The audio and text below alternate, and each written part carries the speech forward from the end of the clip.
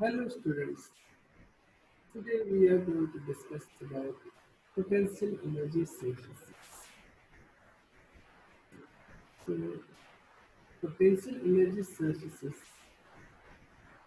it is referring to a surface, it means to get a surface we need to have two dimensions. This potential energy surface concept, it can be correlated with the two-dimensional potential energy curve with respect to distance between two atoms. That is the mole scale, TE mole scale. This you have already learned in physics of first standard. In this curve, it is shown that if two atoms they are getting closer to each other, then when they are at far off place, the energy is constant. As they get closer, then the energy between them it decreases. At certain point, it is minimum, and then again it gets to increase. So there are two types of responses with respect to the energy level of the system of two atoms. And these responses are very much related to the energy of these two systems. So this is our closed diagram. Here what we are seeing, the potential energy of two atoms. It is decreasing. When it is decreasing, when the internuclear distance it is decreasing. But it is not always decreasing. This energy decreases with decreasing the R interatomic distance between two atoms and reaches to a minima, and thereafter it again increases. So why is this nature happening over here? Because when two atoms are getting closer, then they may have a chance of formation of bond. So if they are getting closer, then a bond formation process is happening between them, because of which the potential energy of the system it is decreasing, and then it decreases to a minima. What is minima? It is that distance at which the energy of the system is minimum. That is the bond length, and then it increases. Now, after the bond length, why the potential energy it increases rapidly? Because there is increased repulsion between the electron clouds of the two atoms. So what is happening in two atoms? There is a positively charged nucleus, and this positively charged nucleus it is surrounded by the diffused electron. So in the region where the potential energy is decreasing, there what is happening? The force of attraction between the electron cloud of one atom and nucleus of other atom, and electron cloud of other atom and the nucleus of one atom. This attractive force it dominates. So the energy of system it decreases, and it decreases at the point till the electron cloud it overlaps and forms the bond. And thereafter, what does it increases rapidly? Because the repulsion between the electron clouds of two atoms it dominates over the attractive force between the electron cloud of one atom and the nuclear force or the positive charge of the nucleus of other atom. So since the repulsive forces they become dominant, so the potential energy it increases. So the point at which the energy of this system of two atoms is minimum is the bond length, and the point which corresponds to the energy at which the bonds they are in the process of formation or begin in the process of formation. that corresponds to the bond dissociation energy. So bond dissociation energy is the intercept along this y-axis.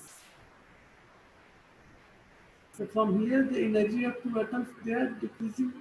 System containing two atoms, it is decreasing. So from here, the bond formation process begun. So minimum this much of energy has to be to break a bond completely. So this is called as the bond dissociation energy. And this bond length is the intercept along your x-axis. It is not one along with the y-axis. It is along x-axis. So it is basically the distance. It is basically the distance which is being marked between these two areas. So this much intercept along x-axis, it is representing the bond length. Why?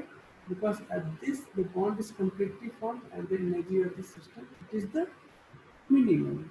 So what we are seeing, when atoms are far off, then the energy is higher. When they get closer and they form a bond, and when the bond is completely formed, then the energy is minimum. And then thereafter again this energy it keeps on increasing. So with this concept, we will proceed further into the topic. So potential analysis. So till now we were discussing about two atoms. The bond is being formed between two atoms. Now if there is a case of three atoms, in case of two atoms there is only two parameters. One is energy and another is the distance between two atoms. If we are having three atom system or higher, then what is happening? So suppose we are having three atomic system where two atoms have already formed a bond and third one is coming and trying to form a new bond. Such as in the reaction dihydrogen H2 molecule, it is being collided with deuterium atom and forming BH, deuterated hydrogen plus hydrogen atom. So in this case, what is happening? Two hydrogen atoms are bonded together, and one deuterium atom it is approaching to go to break this bond. So here, what is happening? The potential energy of the system it will be defined by the energy of two hydrogen atoms plus incoming deuterium atom. So here, how many factors are there? There is one factor, distance of the deuterium atom from the bond between these two hydrogen atoms and distance between these two hydrogen atoms. But along with these two factors, there will be one more factor. It is the direction of approach of the deuterium atom. So we are having three variables. R1 distance between HH atom, R2 distance between deuterium atom and the bond between HH, and third is the direction of theta, that is the direction of approach of incoming atom towards the bond to form a new bond. So we are having three factors and we have to plot it against, and we have to plot it to show the variation of potential energy. So we are having only three axes with us, x axis, y axis and z axis. It is very difficult to proceed with four parameters, that is potential energy, R1, R2 and theta. So what we do? We make an approximation to explain the variation of potential energy. That is, we keep theta as constant. Constant in the sense that the theta it will be more preferred, or the approach of this deuterium atom it will be preferred not from any direction but from fixed direction, that is either from H1 or H2. If it proceeds from any other direction, that is from any angle other than 0 or pi, what will happen? It will experience repulsion from the electron plot of both the hydrogen atoms. This deuterium atom it will experience repulsion from the electron plot of both the atoms. But if it approaches from the bond axis between HH atom, then what will happen? It will experience repulsion from only one of the hydrogen. So that is the direction of each or favorable approach. So for that reason, theta it will be taken as constant, 0 or pi degree, 0 degree or pi, or 180 degree. So the three variables are now reduced to two variables, R1 and R2. So now we can plot the variation of potential energy with respect to variation of R1 and R2. R1 is distance between HH atom and R2 is the distance of deuterium atom from the midpoint of hydrogen bond. Now since theta is constant, so we will not use it as a variable. Now, since we are having three axes, so the potential energy variation it will not be a curve as we have seen in previous case, rather it will be a surface. So for that reason, in a chemical reaction, it is shown as a potential energy surface. It defines the energy, it defines the bond making and bond breaking process. It defines the energy of a reaction. It is very useful. This concept it was given by R. Marcellin in 1885 and 1994 and 19, which lived from 1885 to 1914. But the actual computation it was done by Henry Eyring, H. Eyring and M. Polanyi. These two guys they calculated theoretically these factors on the basis of the spectroscopic data. At that time, the computational facilities were not so advanced as we are having today. And to utter surprise, the calculations made by this great scientist was very much accurate to the computational calculation that was carried out later in 1970s. To explain this process, we can trace the path of this reaction over the surface. So here what is happening? Suppose along x-axis and y-axis and z-axis, we are having potential energy. We are having potential energy along z-axis, along x-axis and y-axis. We are having RAB and RBC. What is RAB? RAB is distance between the hydrogen atoms. Or better if you explain on the basis of a general reaction, where bond is between compound BC and incoming atom A is coming to form new bond with B and replace C. So RBC is the distance between B and C, and RAB is distance between A and B. So here what will happen? The potential energy it will vary depending upon the distance between RAB and RBC.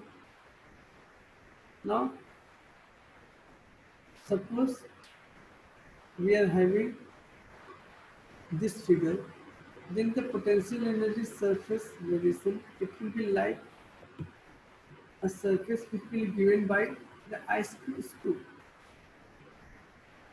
In the ice cream parlor, they have a structure to which they take out the ice cream. When they take out the ice cream, then the surface of the ice cream in the stalk it reflects the potential energy surface of the material or any reaction. So here what is happening?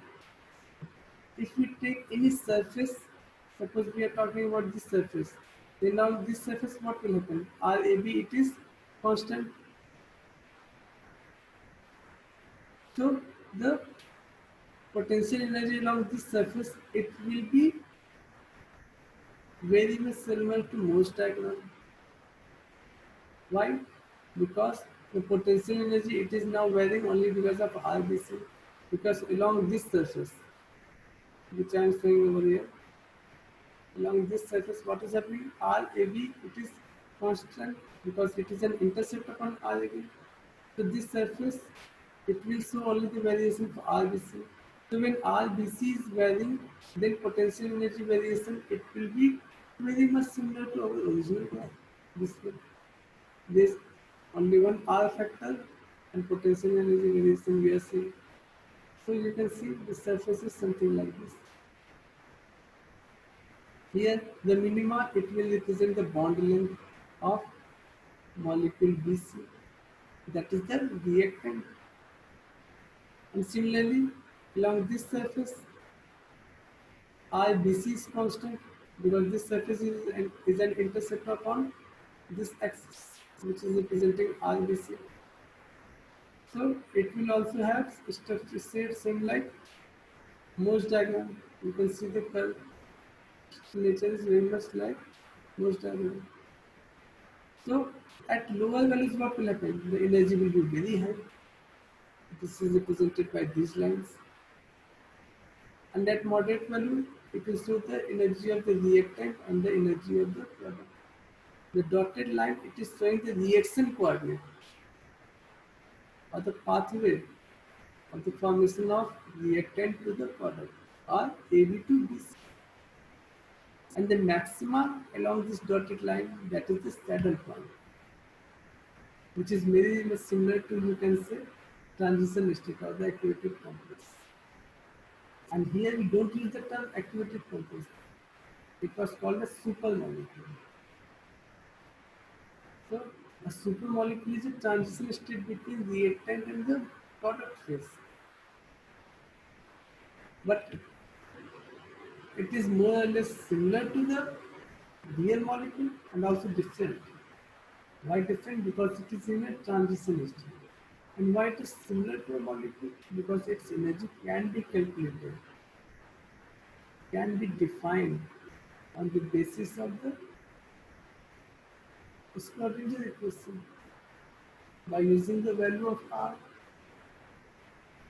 So for that reason, a supermolecule which is found at saddle point, a supermolecule which is found at the saddle point, it is similar to the ordinary molecule and also different.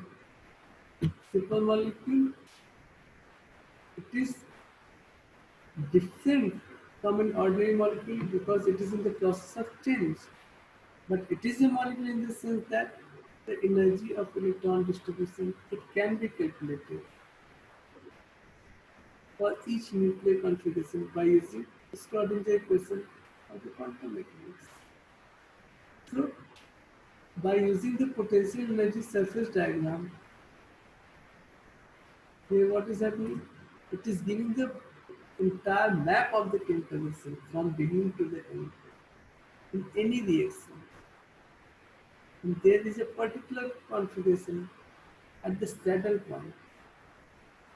Saddle point is the point of the maximum and it is represent the minimum energy pathway for the formation of the product from reactants. So within this process what is happening? The bond length it is comparable to bond length of RAB or RBC, they are comparable to bond length between AB and BC. If the value is very less, then potential, this line is showing the potential energy values. If these values are very less, then potential energy values are very high. The surface is something like this. It will come down and then again go up. When it is high value, this high value is being represented by this surface. Then it starts to develop a peak in the constant. So here what is happening? The value less than this reactant energy, that is the length lesser than the bond length of BC, and this is the value. These are the in this region. This region it is showing the energy values where the atoms A, B, and C they are independent. Neither AB is there nor BC is there because bond length is more than RAB and bond length is more than the value of BC, distance between B and C for bond formation and distance between A and B for bond formation. So when A, B, and C are independent, then their energy is high. When they are in the process of bond formation, then their energy is lesser. And when they are very much close to either of A or B or C, who are very close, then energy is very high. So this potential energy surface indicates the map of the chemical reaction from beginning to the end. And through this we can imagine how a reaction takes place between two stages. That is the formation of activated complex, that is saddle point, from the reactants to the decomposition of activated complex of the supermolecule into the products. These stages are not sharply defined in any way. From dynamic point of view, the reaction proceeds smoothly and continuously. However, we can designate a transition state as the highest region of potential energy along the reaction axis. As we can see in case of the transition state theory, the maxima it was in the formation of activated complex. Here we are having that as a supermolecule. So, what is reaction coordinate? It is the dashed line which gives the minimum energy pathway, sometimes referred as reaction coordinate. What is saddle point? At saddle point, the potential energy is maximum along the reaction coordinate, but it is minimum in the direction perpendicular to the reaction. The reaction system is said to be in a state of transition state because at this point the supermolecule is being formed. If we cross section of the curve, then it is of this nature. It is something of this sort. Here, the larger lines they are showing the high energy value at lower RAB and RBC value. At the particular RAB value and RBC value, we are having the process of formation of bond between the reactants and we are getting the product from AB to this, from this to AB. So you can generally represent it by any or any diatomic case. Here we are having A plus BC giving AB plus C. So you can represent the same curve by D plus H2 forming DH plus H. So this ABC can be replaced by any atom. And the nature of the surface itself it will be same, only difference will be in the case of value. Qualitatively they will be same, but quantitatively they will differ from different atoms. And we can know the feasibility of a reaction at a particular distance. So with this we stop of this topic. We will discuss further in detail for other topics of chemical kinetics. Thank you.